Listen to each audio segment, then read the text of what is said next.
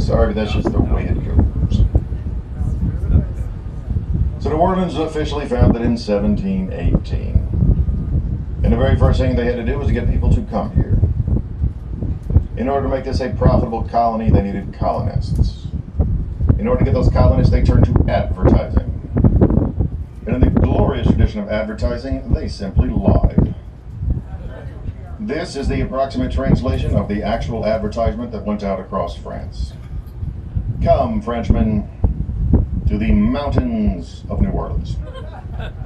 Walk the sandy beaches of the Mississippi River, where you will pick up gold, silver, and pearls right off the ground. You'll bring in 2 crops a year, and you will never have to do a day's work. Because the Indian loves the white man so much, they will not allow him to work in the sun. There is no danger, there is no disease. Surely this is a paradise. Now, surely every bit of that is BS. But some people actually did believe it. Germans. Not exactly sure why, but a large group of Germans believed the advertisement and came to New Orleans. When they got here, they did not stay. They kept on going upriver, presumably looking for those mountains. But they found them, sort of.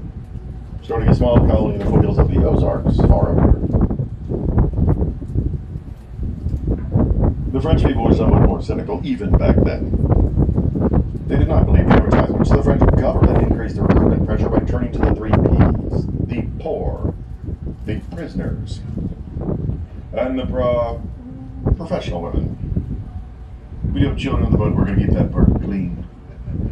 Those professional women were given a choice. You can go to jail, or you can marry a prisoner and go to New Orleans. Prisoners are given a similar choice. You can stay in jail, or you can marry a professional woman and go to New Orleans. Many, many people took this offer. They were quite literally married in chains, sight unseen, and then sent to New Orleans to begin their new lives as newlyweds. So as you can see, New Orleans has been a honeymoon destination right from the very beginning. And even this was not enough. The French government turned to outright kidnapping.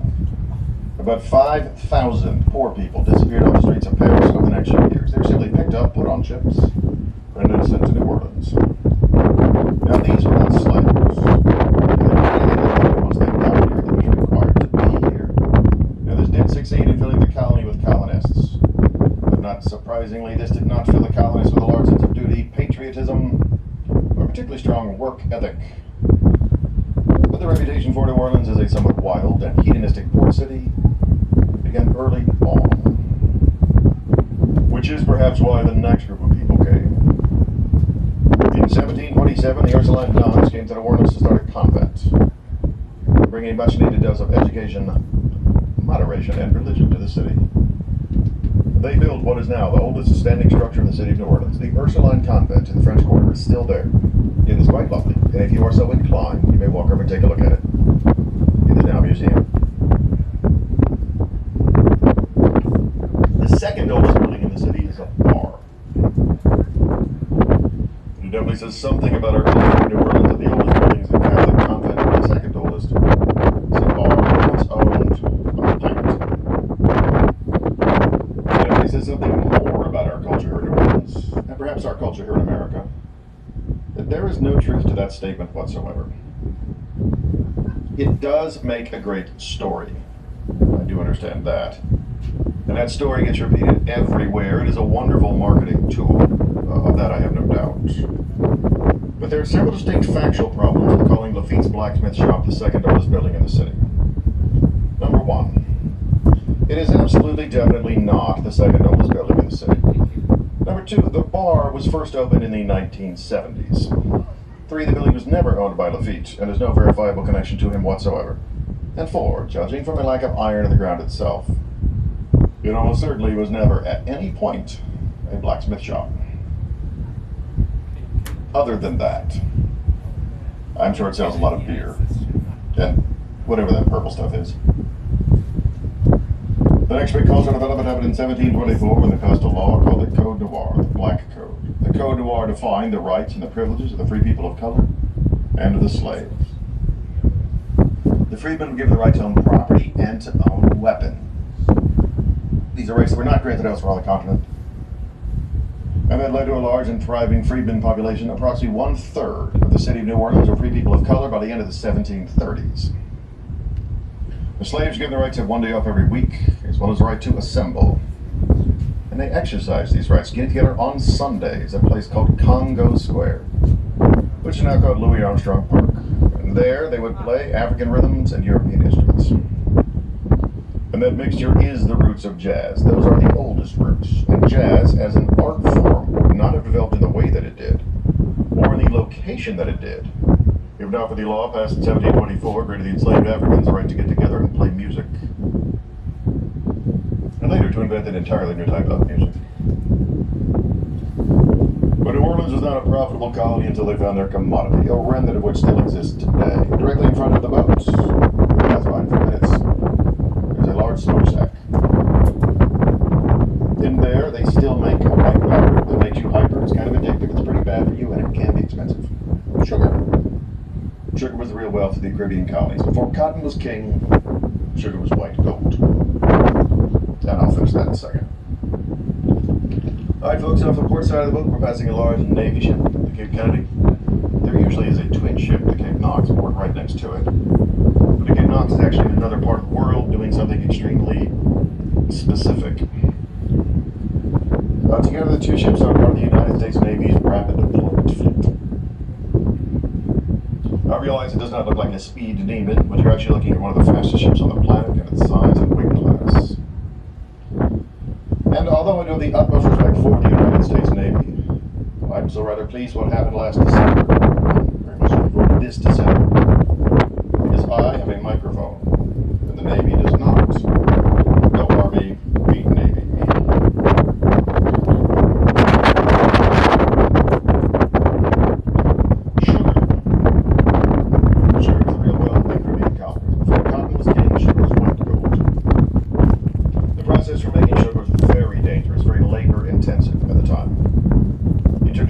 Sap, you boiled it until there was nothing left. The result was a form of sugar.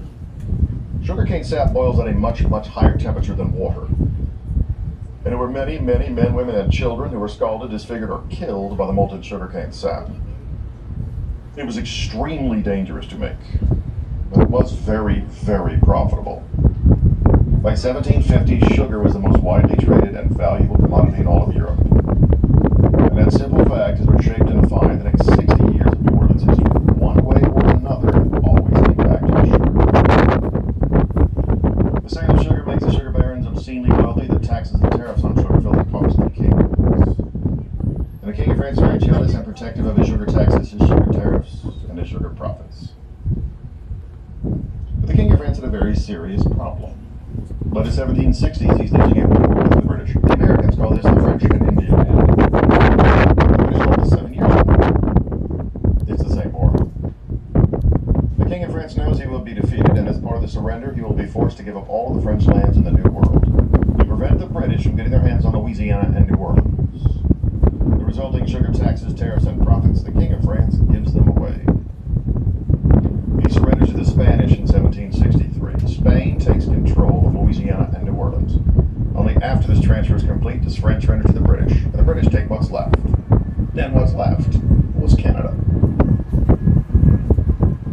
And that is how the French colony of Canada became part of the British Empire. Now the British Commonwealth, but they don't get Louisiana, and they don't get New Orleans.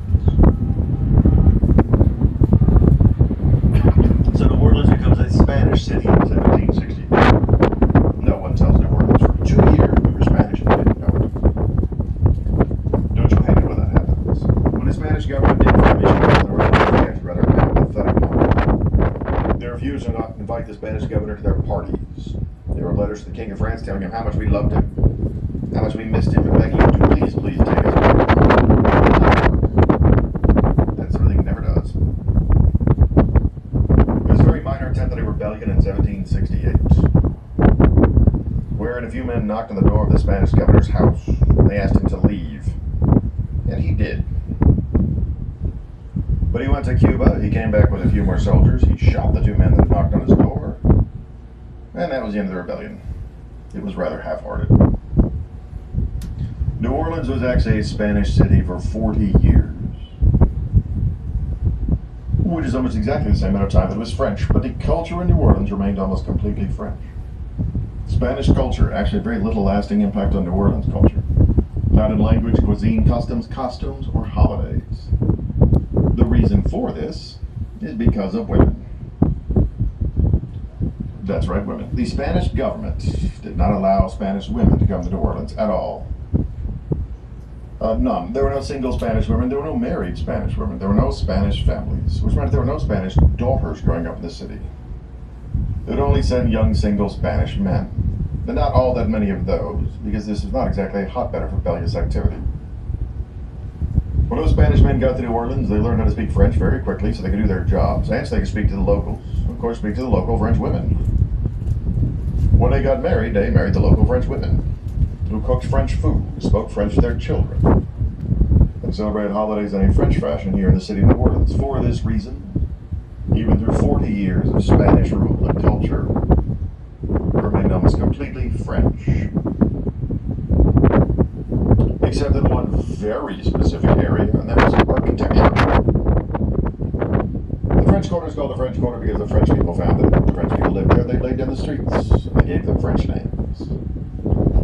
But the buildings in the French Quarter are not French, the buildings are Spanish. This is primarily because the French had insisted on building their buildings out of wood, sometimes literally just driftwood. This had a tendency to burn down and take large parts of the city with it. After one particularly bad fire, the Spanish government in New Orleans said, "No mas. If you're going to build in the French Quarter, you're going to have to use non-flammable material." The Spanish government in New Orleans essentially imported the building codes, building styles, building designs, building materials, and the builders themselves directly from Castilian Spain. Over the course of the next 4 decades, especially towards the end,